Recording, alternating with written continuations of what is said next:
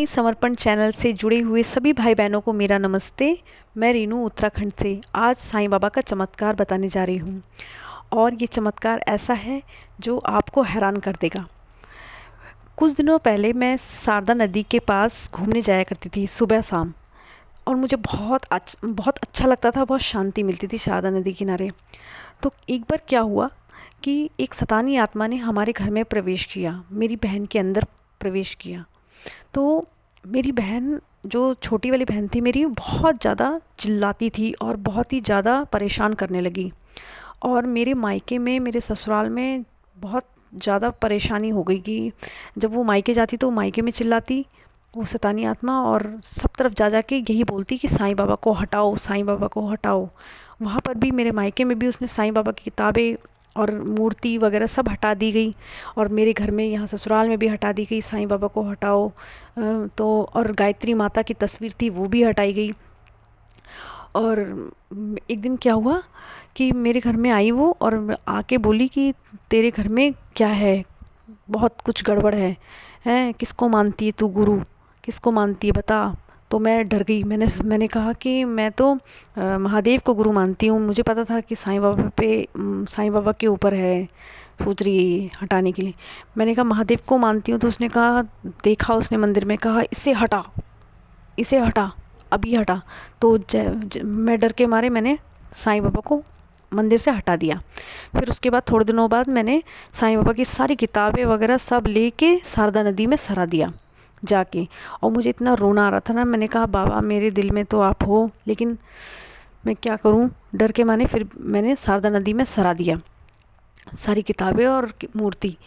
और मैंने अपने मायके में भी बोल दिया कि मम्मी आप लोग भी ऐसा करो कि सारी किताबें और साईं बाबा की जितनी भी चीज़ें हैं वो सब सरा दूँ।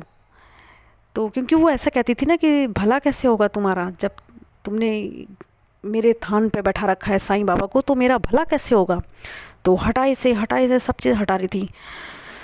तो फिर मैंने हटा के और नदी में सरा दिया। शारदा नदी बहुत बड़ी नदी है, बहुत लोग पवित्र नदी के नाम मतलब पवित्र नदी है, वहाँ पे लोग आते हैं पूजा पाठ करने के लिए। मैंने शारदा नदी में सराया। फिर ठीक 1 महीने बाद ऐसा चमत्कार हुआ कि शारदा नदी का पानी सूखने लगा, क्योंकि वो नेपाल बॉर्डर से आता है और नेपाल बॉर्डर को बंद कर दिया गया। नेपाल नदी में जो पानी, नेपाल बॉर्डर से जो पानी आ रहा था शारदा माँ का, वो बहाव बंद कर दिया गया पानी का। तो नदी सूखने लगी, और जब नदी सूखने लगी तो जो भी नदी का पानी सूखने लगा, जो भी कंकड़ पत्थर थे सब ऐसे दिख रहे थे वहाँ पे, जो सराई हुई चीज़ें थी वो सब ऐसी दिख रही थी नदी में, सूखी हुई नदी में। तो पता नहीं कैसे करके, कौन लेकर आया, कैसे लेकर आया मुझे नहीं पता है। ये एक चमत्कार सा मुझे लगा। जहाँ हम बैठते थे ना शारदा नदी किनारे, पत्थर पे जहाँ हम बैठते थे, वहाँ पे साईं बाबा की मूर्ति रखी हुई थी। सुबह सुबह मॉर्निंग में जब मैं घूमने आई तो मैंने देखा, मैंने कहा साईं बाबा ने दर्शन दिए। मुझे इतनी खुश हो गई मैंने जल्दी से साईं बाबा को उठा लिया और जय साईं बाबा, जय साईं बाबा कहते कहते अपने घर ले आई और अपने मंदिर में रख दिया। मैंने कहा साईं बाबा मुझे मिल गए, क्योंकि मेरे घर में एक ऐसा दौर चल रहा था उस समय कि मुझ पे कुछ गंदी काली क्रियाएं की जा रही थी। मैं बता दूं कि मैं एक मेडिटेशन वगैरह सब कुछ करती हूँ, ध्यान साधना। इस वजह से मेरे घर वालों को बहुत परेशानी होती है कि मेडिटेशन वगैरह की वजह से मेरे को घर में बहुत परेशानी होती थी।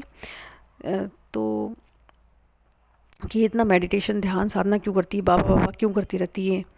और मेरे पर तांत्रिक क्रियाएं की गई, लेकिन उसका असर मुझ पर हो नहीं रहा था, कोई भी असर नहीं होता था मुझ पे तांत्रिक क्रियाओं का। तो सब हैरान हो रहे थे। तो लोग सोचते थे कि ये हमारे साथ चले तांत्रिक के पास, तो मैं जा नहीं रही थी। तो मुझे ऐसा हुआ कि फ़ोन पे बात कराया गया। तो उस जो काला जादू करती थी उस औरत ने मुझसे बात करी। उसने कहा शनिवार को तू आना, आएगी ना। तो मुझे डरा के धमका के उसने बोला। तो मैंने कहा कि मैं तो नहीं आऊँगी, क्योंकि मेरे हाथ में दर्द है और मेरी तबीयत भी ख़राब है, इसलिए मैं नहीं आऊँगी। मैंने बहाना करा कि मैं नहीं आऊँगी ऐसी जगह। वैसे भी मैं ऐसी नेगेटिव जगह नहीं जाती हूँ। मेरा कोई कोई वो नहीं है नेगेटिव लोगों के संग और नेगेटिव चीज़ों के साथ। मैं सिर्फ पॉजिटिविटी को लेके चलती हूँ, सकारात्मक ऊर्जा के साथ ही रहती हूँ। तो मैंने उस तांत्रिक औरत को सीधा मना कर दिया कि मैं नहीं आ पाऊँगी। तो उसने कहा तो देख फिर मेरी शक्ति भी देख, ऐसे कहा। और ठीक नेक्स्ट जो शनिवार आने वाला था, उससे पहले शुक्रवार को मेरे साईं बाबा मुझे मिल गए। बाबा को पता चल गया कि मेरी बेटी पर अब संकट आने वाला है, इसलिए बाबा पहले ही से मेरी रक्षा करने के लिए आ गए थे। तो भाई बहनों, आपको कैसा लगा साईं बाबा का चमत्कार, आप ज़रूर बताएं। जय साईं राम, जय साईं बाबा। और साईं बाबा के चमत्कार मेरे संग इतने हुए हैं कि मैं आपको बता नहीं सकती हूँ। कभी भी मेरे को परेशानी हुई है तो साईं बाबा ने मुझे हमेशा संभाला है। तो आप सभी से मैं निवेदन करती हूँ कि साईं बाबा की शक्ति को जानिए। साईं बाबा बहुत ही चमत्कारिक भगवान हैं और उनको हर कोई नहीं उनको मानता है।